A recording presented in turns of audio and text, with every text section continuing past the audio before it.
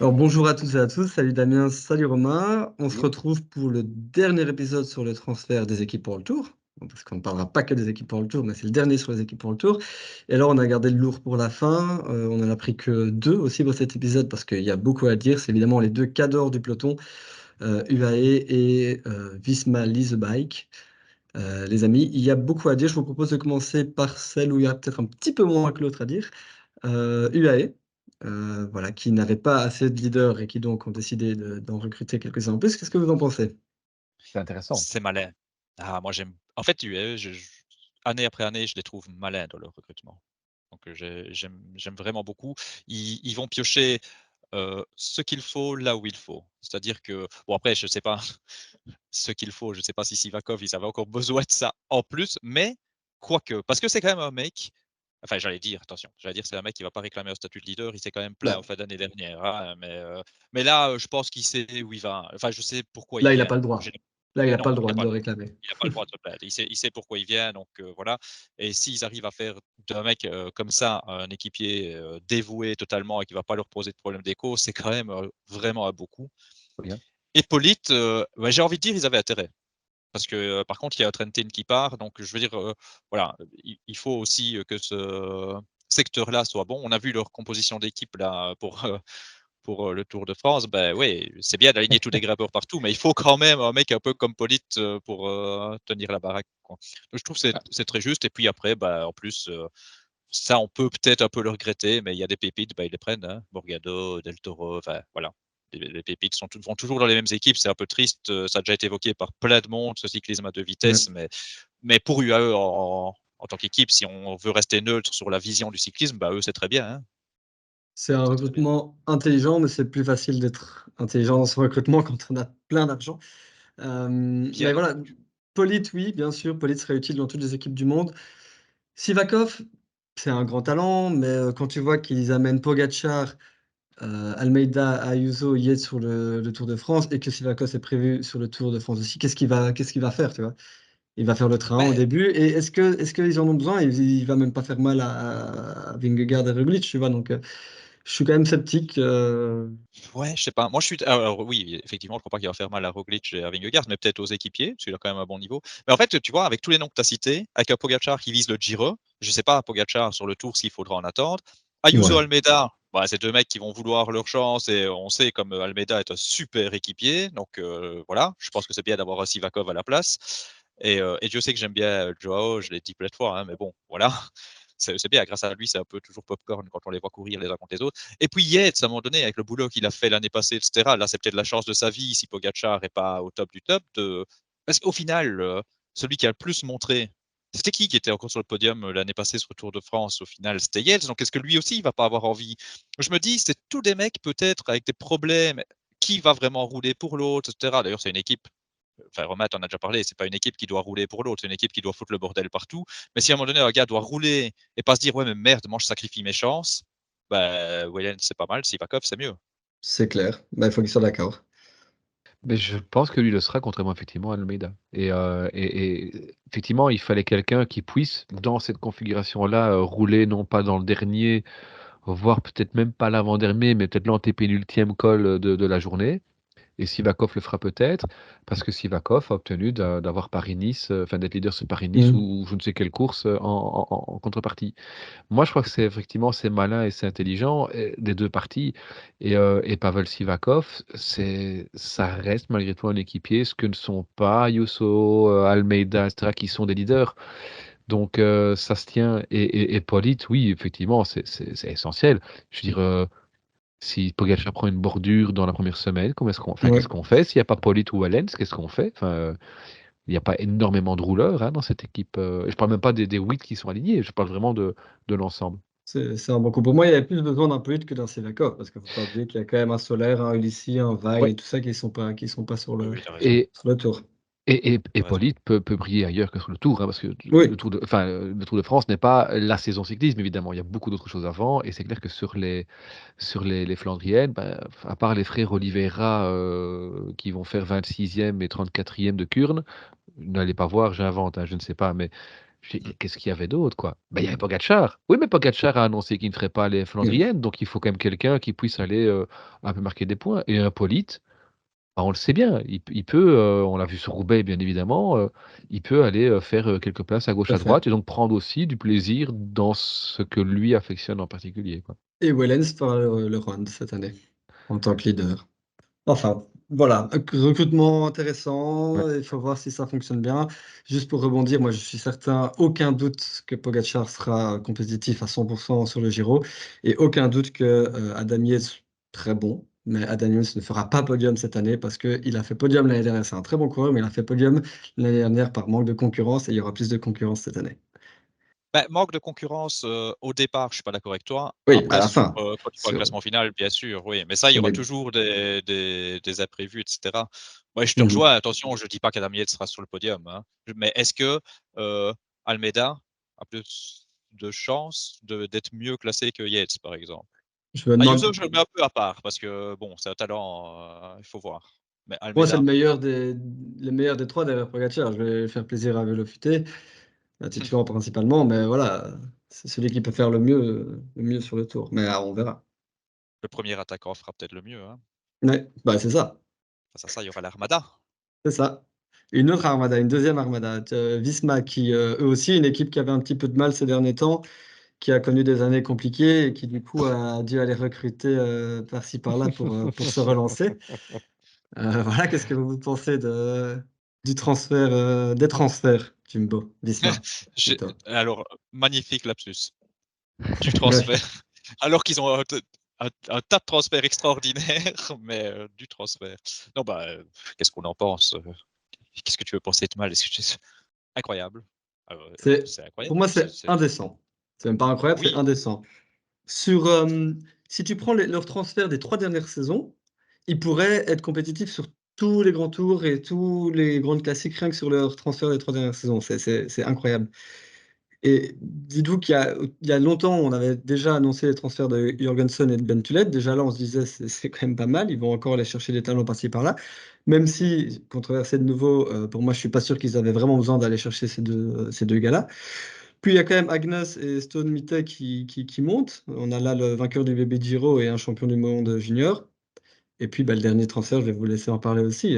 Voilà, c'est la bombe, quoi. La Marc bombe. Lemaine. C'est Parce ça. que parce qu'il faut quand même le dire à nos auditeurs, il y a quand même Barclomen qui a signé chez Jumbo. Personne ne sait qui c'est Barclomen. Moi non plus, hein, je vous rassure. Pourtant, on suit le cyclisme, mais voilà, C'est vrai. c'est très amusant de voir qu'on signe quoi, des gars comme ça dans un mercato totalement hallucinant, effectivement, où la dernière attends, petite pépite est arrivée récemment. pardon, excuse-moi, mais alors, effectivement, j'avais vu son nom et je me dis: «Je sais pas qui c'est», je vais ouvrir sa fiche. 28 ans? Alors moi, je me dis: «C'est Ouais. un jeune, que j'ai pas s» vu que je suis des jeunes, mais pas de très, très, très près, je me dis: «C'est un gars que j'ai 28 ans, OK, ouais, bon, À mon tant ouais, avis, c'est le pote du cousin du, tu vois? Ou alors incroyable». peut-être qu'il est spécialisé en dans, je sais pas, en c'est un kiné peut-être en fait, hein, qui fait aussi un peu de vélo ou voilà. Mais c'est vrai que non, non, après voilà, je le connais pas et je voudrais pas lui manquer de respect, hein, mais Non, C'est non, ça. non, mais 28 non, dans son une nom équipe est pareille. voilà, avec une densité de coureurs telle quelle, qui a pas besoin d'avoir, 30 coureurs non plus. D'ailleurs, ils n'en ont pas 30, hein, je pense, mais voilà, moi, c'est ma curiosité. Ouais. Hein, Mais commençons par ceci ça. dit, Le Men, C'est qui ma est-ce? curiosité. c'est ça. Parce que, ceci dit, déjà là, avec tout ce qu'on a dit, c'est déjà une saison des transferts réussie. Mais est-ce qu'on ne parlerait pas du seul qu'on n'a pas encore cité, dont on n'a pas encore cité le nom, c'est-à-dire votre transfert de l'année à vous deux? Bah, on va parler encore un peu de tous, hein, on vous rassure, mais c'est vrai que l'épisode ici, forcément, on a pu déjà beaucoup discuté là-dessus. Heu, je sais pas, quel est votre ressenti, mais moi, je suis même un peu étonné. Quand je vois la lecture dont toute la presse étrangère, quand je dis étrangère, c'est non belge, hein, on rappelle qu'on est belge, a fait de ce transfert de Jan Uijtdebroeks, ça on va quand même le Ah, citer, j'allais dire Romain, tu n'as toujours pas cité le nom, j'allais Oui, dire quand oui, même. ça a voilà. mis du temps. Mais en disant, ben voilà, c'est sûr qu'Jan Uijtdebroeks, bah, il est parti pour gagner 2-3 grands tours. Alors, autant moi je le voyais effectivement un vainqueur potentiel, autant je ne l'aurais pas dit, il va gagner 2-3 grands tours. Il reste encore très jeune, mais on sait qu'il va aller ici sur le Giro avec carte blanche comme il l'a fait à la Vuelta. Donc c'est un cours de grand tour qui arrive dans la meilleure équipe actuellement des grands tours, donc ça ne peut normalement que matcher. On sait que, enfin, on commence à savoir qu'il a été évincé en quelque sorte de chez Bora parce que jugé trop perfectionniste. Bah, il arrive dans l'équipe où on pèse sa nourriture à chaque repas. Enfin, je veux dire, c'est c'est une évidence en fait. C'est son équipe Ouais. préférée depuis toujours, donc c'est une évidence. Après, il y a toute la pression et c'est là qu'on on a tout de suite le sourire de Kian qui nous vient à l'esprit. Est-ce que ce gars a quelque chose à faire, la pression? On verra. Bah, écoute Romain, oui, tu dis c'est une évidence, c'est vrai, parce que c'est quelqu'un qui mise tout sur les grands tours et d'ailleurs ça devient même un peu rare ces derniers temps. Il y a Vingegaard évidemment, mais on voit beaucoup, les coureurs ne misent plus que sur les grands tours. Lui, Kian, on dirait vraiment il est né pour ça quoi. C'est vraiment c'est le coureur de grands tours. Donc si ça n'allait plus chez Bora, bah, autant aller dans la meilleure équipe des grands tours. Mais c'est une évidence oui, mais ça dénote un petit peu parce qu'il y a le sourire de Kian, là où, on reproche souvent à Jumbo d'être très robotisé, d'être, voilà et ce qui m'a surpris, c'est qu'on aurait entendu que Remco ne voulait pas aller chez Jumbo, enfin chez Visma, parce que trop perfectionniste. Moi, j'aurais plutôt dit que c'est Kian qui voulait pas aller dans une équipe trop perfectionniste, tellement il a le sourire, tellement il a l'air désinvolte. Mais, entre ce qu'on voit, derrière les caméras, et sa vraie personnalité, il y a une différence.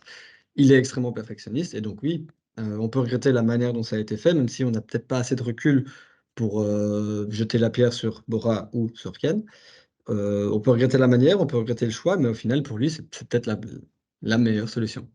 Oui, mais j'ai beaucoup, aimé, bah, j'ai pas été surpris, hein, par, les propos que Enzo a tenus, tout en modération et exactement, en fait, finalement les mêmes que tu viens de tenir, hein. C'est, il va falloir du recul pour, et je ne suis pas surpris non plus de toi, Alexis, hein.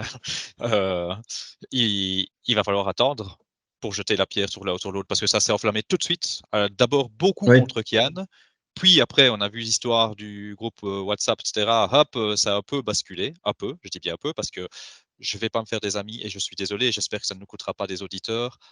Je ne mets pas du tout tous les supporters de la Groupama dans le même lot, mais certains supporters de la Groupama, il y a un petit somme suite à l'information qui avait été divulguée que Kian allait signer à la Groupama et machin et chouette.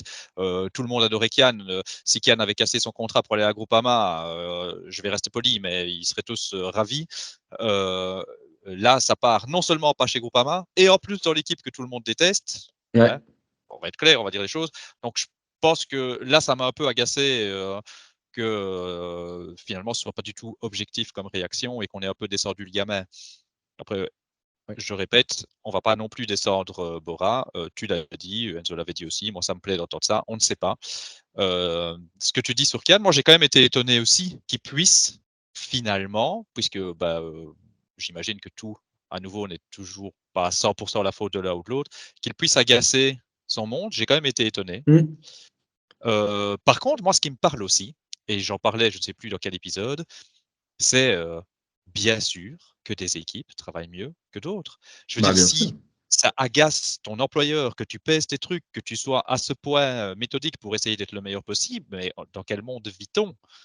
Je veux dire, à un moment donné, c'est pas possible. Tu fais du mieux Mmh. pour ton travail au final, tu fais du mieux pour être performant et bien sûr que ça témoigne encore une fois, même des grosses équipes comme Bora, et je jette pas la pierre à Bora et ils travaillent peut-être très bien, hein, mais je trouve que c'est quand même symptomatique et là-dessus, je vais un peu faire une digression, mais puisqu'on est dans le sujet Visma quand même, moi j'invite tout le monde à aller lire l'interview, de Plug chez Vélo Futé que j'ai beaucoup aimé et c'est pas pour ça que je vais devenir d'un coup, naïf à 100%, hein, je dis pas personne de toute façon ne peut affirmer qu'il y a aucun dopage ou quoi aux caisses, mais Mmh. moi, il me convainc quand même pas mal le gars dans son discours, hein et ce truc qu'on a vu avec Kian me convainc également de me dire: «Mais attention, ils ont peut-être un truc simplement chez Visma aussi, c'est aussi, une méthodologie, une façon de voir les choses, Oui, oui, tout à fait. quand moi je lis, enfin, voilà, je vais pas dévoiler évidemment toute l'interview, mais quand je lis, on a la culture maillot jaune et que d'autres se moquent de ça. «Oui, la culture maillot jaune», on se moque en disant: «C'est n'importe quoi», mais moi je pense pas que c'est n'importe quoi. Moi je pense que quand on te dit que le matin, chaque membre de l'équipe, du mécanicien au soigneur, au enfin, peu importe qui, sa première mission en arrivant au travail n'est pas de bien faire son travail, c'est de dire: «Tiens, dans ma sphère de compétences, qu'est-ce que je pourrais faire pour l'équipe pour améliorer les choses?» et cetera. Bien sûr que ça a un impact. Alors je dis pas que c'est de la solution magique et que demain, si les autres équipes se lèvent, ça va fonctionner, hein, mais mais voilà, bon, je digresse un petit peu, on n'est pas vraiment sur le mercato là, hein, mais et donc en tout cas, pour vous rejoindre, si Kian est si méthodique, bah, c'est parfait, hein, C'est c'est parfait. le transfert Oui. idéal, hein. Après, peut-être sur Kian, j'ai vu effectivement beaucoup de rapprochements entre le départ de Kian et ce qui s'est passé sur la Vuelta. J'ai moi-même tweeté pour rappeler deux, trois quotes de Kian sur la Vuelta. Mais les téléspectateurs de la RTBF, donc la chaîne du service public belge qui regarde le Tour de France, se rappellent peut-être, pour ceux qui l'avaient vu, ou en tout cas entendu, l'interview de Kian Uijtdebroeks en direct par Rodrigo Benkens. Rodrigo qu'on salue, hein, qui était venu dans notre émission ici la saison dernière. Euh, et j'avais été surpris quand Rodrigo Benkens avait demandé à Kian Uijtdebroeks, et donc l'année prochaine, vous, Bora, hein, ah, écoute, je ne sais pas parce qu'on imagine qu'il y en a qui est toujours qui tutoie très facilement, etc. Et qui avait dit, moi, je veux aller là où on m'encadre le mieux. J'avais été surpris à cette époque-là. Maintenant que toute cette histoire s'est mise en place, entre guillemets, devant nos yeux, est-ce que déjà à ce moment-là, il n'y avait pas du plomb dans l'aile? Est-ce que bien avant la Volta, il n'y avait pas déjà un doute de la part, en tous les cas, de Kenneth Brooks, de se dire: Mhm. «Est-ce que je suis dans la bonne équipe?» Et on parlait pas du tout d'un transfert de Roglic, on parlait pas du tout, d'un co-leadership avec, Vlasov qui partirait, en sucette. On parlait simplement d'un petit gars qui avait fait deux, trois courses d'une semaine sur la l'Itzulia ou la Catalogue, je ne sais plus. Il a fait de belles places et qui, avait dit: «Oui, moi je sais que j'aurai ma carte blanche sur la Vuelta».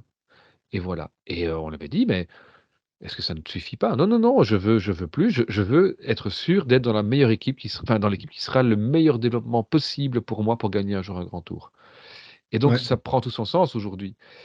On a évoqué, par le passé, je passe du coq à l'âne, quoique on reste chez Visma, mais on n'en parlera pas beaucoup aujourd'hui, mais Wout van Aert, à qui il manque parfois peut-être cette arrogance peut-être, pour aller chercher la victoire. Peut-être que lui, il l'a, mais qu'il le fait très bien, qu'il le cache très bien. En tout cas, voilà, je pense que Kenneth Brooks, chez Visma, tu peux difficilement, pour les 2 protagonistes, rêver mieux. Mais c'est vrai, et Mhm. je rejoins effectivement, ton analyse, Damien, c'est l'équipe chez qui personne ne voulait le voir partir parce qu'ils sont déjà à ce point dominants que là, on a potentiellement un vainqueur de grand tour supplémentaire qui signe chez eux, là où celui qui gagnait des grands tours, mais qui n'en gagnera sans doute plus beaucoup avant la fin de sa carrière, Roglic en l'occurrence, s'en va. Donc voilà, c'est un transfert gagnant-gagnant, Ouais. et j'espère malgré tout qu'il le sera pour le public. Ouais, le seul Ouais. point négatif pour Kian, c'est sa cote de popularité Ouais, en francophonie, c'est tout. tout à Mais fait. moi, je l'ai dit, enfin, ça fait 2 fois du coup que je vais aborder la question dopage alors qu'on l'aborde jamais. Mais je te l'avais dit, Alexis, le truc qui me gêne un petit peu, je viens de dire du bien de Visma sur leur méthodologie, mais malheureusement en sport, quand une équipe, peu importe le sport ici, est dominante, on a toujours des petites questions qui reviennent. Malheureusement, on peut pas tout, enfin moi en tout cas c'est comme ça, je peux jamais être sûr à 100. Quand j'ai vu le chrono de Vingegaard, ça me pose question. Quand je vois Kuss qui Mhm. enchaîne, ça me pose question et tout ça. Sans dire, je n'accuse pas, mais ça pose question. Et ça m'embêterait si Kian fait un truc extraordinaire de me poser question. Alors que j'adore le gamin, que c'était quelqu'un dans sa jeunesse qui avait justement tenu des propos assez nets sur le dopage. Je ne me rappelle plus où, mais j'avais lu passer que si il se rendait compte qu'il était obligé d'en arriver à ça, il ne ferait pas de cycliste comme professionnel. Donc, je veux dire, Mhm. c'est un gars qui m'a vendu du rêve aussi avec cette interview-là. J'ai pas envie de commencer à me poser des questions à son sujet. C'est clair. Ouais, C'est comme ouais. ça. Par contre, donc tu disais le meilleur transfert, effectivement, enfin meilleure association, ça aussi, en plus, finalement, il arrive dans la meilleure équipe, mais il arrive certainement au bon moment hein, pour se faire une place. Ah oui, oui, c'est clair. Il aura le Giro pour prouver et c'est là aussi curiosité, c'est que le Giro est pas du tout fait pour lui. Mais le Giro, c'est là qu'on verra aussi ses progrès, s'il sait progresser très vite ou pas, parce que s'il veut gagner le Giro, il doit progresser partout où il est plus faiblard pour le moment. C'est-à-dire les côtes un peu plus punchy et le contre-la-montre. Donc très curieux de voir sa progression à ce niveau-là. S'il fait déjà un podium, ce sera déjà très bien, hein, Ah, ça sera déjà très je bien. pense. Maintenant, donc c'est votre meilleur, enfin j'imagine, mais c'est votre meilleur transfert de la Visma? Oui. Non. D'accord. Ben, c'est un super transfert clairement, mais pour moi le meilleur transfert c'est Jorgensen. Et Pour moi, c'est le meilleur transfert depuis qu'on sait que malheureusement Nathan Van Hooijdonk ne pourra pas reprendre. Oui, oui. En fait, tout le monde s'est demandé un peu pourquoi. Alors, Wismar ne savait pas, hein, mais pourquoi Jorgensen, qui sort d'une saison de fou sur les pavés, qui en plus s'est gagné des courses d'une semaine et qui a déjà montré qu'il pouvait revendiquer un top 10 sur un grand tour, qu'est-ce que ce gars-là va se griller pour jouer au coéquipier modèle chez Wismar? Ben, en fait, Wismar va en avoir vraiment besoin. Ouais. Vu la défection de Van Hooijdonk. Alors, Foss n'a jamais montré ce qu'on attendait de lui depuis qu'on sait qu'il peut être champion du monde contre la montre, mais qu'il est capable de faire aussi un top 10 dans un grand tour. Donc, le départ de Foss, enfin, la fin de carrière de Van Hooijdonk, on pourrait presque rajouter aussi dans d'autres secteurs enfin, les retraites pardon, de Dennis et de Van Emden. On perd des gros moteurs, on perd des coéquipiers de luxe et donc ben, du coup, Jorgensen pardon, sera nécessaire. Ouais, En ouais. tout cas sur l'ensemble de la saison. Je pense qu'une fois que ça va se décider homme contre homme, Jorgensen ne sera plus là au Tour de France avec Vingegaard. Mais donc Jorgensen apparaît, je pense, pour la saison 2024, pour moi le meilleur transfert. Après, c'est clair que dans une optique à moyen terme, Kian Uijtdebroeks est au-dessus du lot. Ouais, même sur les classiques, c'est vrai que Jorgensen peut être assez intéressant. Et tu l'as dit, j'ai quand même envie de leur dire, on parle des transferts, j'ai dit que c'était indécent, je le répète, mais 2 immenses pertes aussi hein, chez Visma. Roglic, qui est peut-être l'ADN premier, peut-être encore plus que Van Aert de ce qui était Jumbo, et Van Hooijdonk qui, voilà, pour des raisons enfin, très tristes, voilà, extra sportives, doit quitter le peloton. C'est 2 pertes immenses pour Visma. Après, il y a d'autres gars qui arrivent de l'équipe développement et ça qui est intéressant, c'est de Ouais. voir que cette équipe Visma, donc ex-Jumbo, écrasait tout sur le World Tour. Et elle écrasait tout aussi chez les jeunes. Et donc, Per Strand Hagenes, enfin, c'est quand même, je ne me rappelle pas de jusqu'où il faudrait remonter pour trouver ça, mais c'est quand même un mec qui vient de signer ici 2 ou 3 succès chez les pros, tout en étant Mmh. toujours espoir. C'est quand Ouais. même dingue et Stone Mittet à côté, on l'a dit, hein, vainqueur d'IBB Giro, mais très certainement aussi chez les juniors, un des tout meilleurs, avec de nouveau les Kian Uijtdebroeks et les Romain Grégoire, hein. C'était vraiment ces noms-là qui ressortaient souvent, un peu sur tous les terrains, de jeu aussi, donc c'est clairement 2 gars qui viennent. On en oublierait presque Ben Tullet et Lou Van Bell, hein, qui sont Tout à fait. aussi de belles promesses du cyclisme, tu l'as dit Alexis en début d'émission, c'est presque indécent comme Ouais. recrutement. Si Bahreïn a recruté Tulette, vu qu'ils ont recruté personne, on en parlerait. Là, on n'en parle même pas. Ouais, ouais, ouais, C'est incroyable. tout à fait. La curiosité, Romain, je peux te poser la question à toi aussi, Alexis, mais j'imagine ta réponse. Mais Romain qui aime beaucoup les coureurs du Nord, ta curiosité, ce sera l'avènement des 2 Norvégiens ou ce sera quand même Kian? Non, non, non, non, en tant que Belge, ma curiosité, c'est de voir effectivement Kian, qu'est-ce qu'il va faire, quelle sera son ambition et qu'est-ce qu'il peut faire sur le Giro et je parle uniquement du Giro. Je m'en «fiche» entre guillemets un petit peu de ce qu'il va faire Mmh. à côté. Mmh. Par contre et toujours dans une optique de qu'est-ce qu'il est capable de faire dans le futur. Mais cette année-ci, je serais très curieux de voir ce que des Hagenes ou Stone Mittet vont être amenés à devoir faire. C'est-à-dire qu'il faudra voir ce qu'on va leur demander de faire, hein, mais c'est clairement des gars qui peuvent, dans un futur aussi, plus ou moins proche, devenir des gros monstres du peloton et donc est-ce qu'on va se contenter de les laisser un peu vivoter dans l'équipe World Tour? J'ai quand même pas l'impression. Donc je suis très curieux de voir ce que ces 2 gars-là, ces 2 Norvégiens vont pouvoir proposer dès cette année-ci, effectivement. Ouais, mettons les Norvégiens que Jorgensen et Tulette, je suis curieux de tout le monde, mais c'est vrai que, voilà, en tant que voilà, j'aime quand même beaucoup Kian. C'est pas tant c'est vraiment les aspects sur lesquels il peut progresser qui m'intéressent le plus. C'est comment, quand et à quel niveau est-ce qu'il va progresser? Jusqu'à dans quelle proportion il va progresser en contre-la-montre et sur des cols plus courts? Parce que vous savez déjà que je suis plus que convaincu sur les cols très longs. Donc voilà, je suis curieux de voir le reste parce qu'il faudra progresser le reste pour gagner un grand tour. Ouais et peut-être une dernière question par rapport à ça.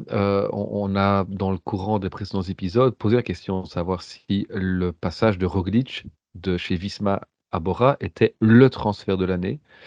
On était tous d'accord pour dire que probablement que oui, en tout cas certainement un des transferts de l'année, ça c'est sûr. Est-ce que Kian Uijtdebroeks, c'est le numéro 2 dans les transferts de l'année? Peut-être, Sur le côté retentissant et sur le côté immédiat, pour moi, qui en est numéro 2, mais sur le côté vrai transfert intéressant en prenant des perspectives d'avenir, c'est même le numéro 1. Pour moi, Ouais. c'est le transfert de Ouais, la ouais. saison. Ouais, je suis assez d'accord.